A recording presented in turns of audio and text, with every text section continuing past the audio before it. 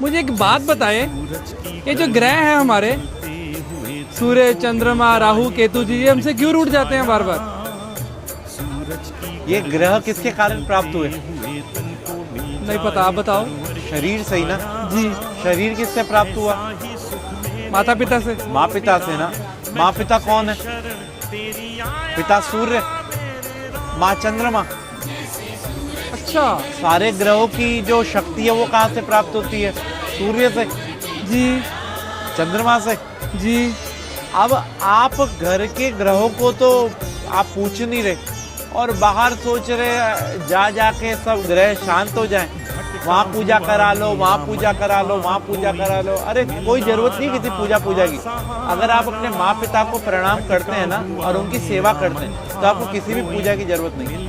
मतलब जो बाहर दान पुण्य करता है, किसी गरीब को, किसी नीडी को खिला रहा है, तो घर में माता पिता को नहीं पूछ रहा तो कोई फायदा नहीं दान पुण्य का भी। क्या फायदा ये तो बताओ।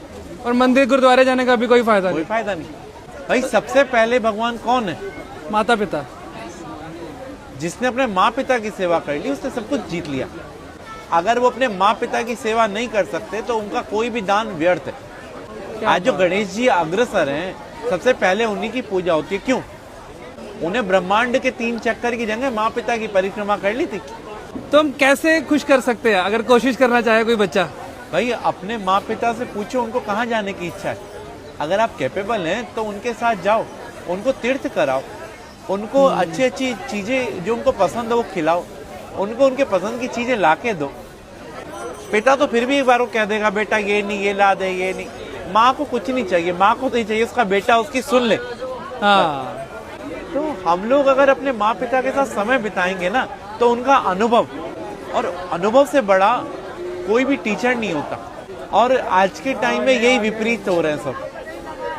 सास ससुर को और बहू को प्यार करते हैं, बेचारी माँ जिसने जन्म दिया उसे जयराम जी की कर देते हैं। जिसके कारण सास ससुर और बीवी मिली है, सब मिले, उसको हम भूल रहे हैं। उसको हम भूल रहे हैं। तो यही हमारे असली कर्म है, बस बाकी सब ढोंग है। हमारा तो कर्म ही सिर्फ अपने माँ पिता की सेवा है, अपने माँ पिता और गुरु।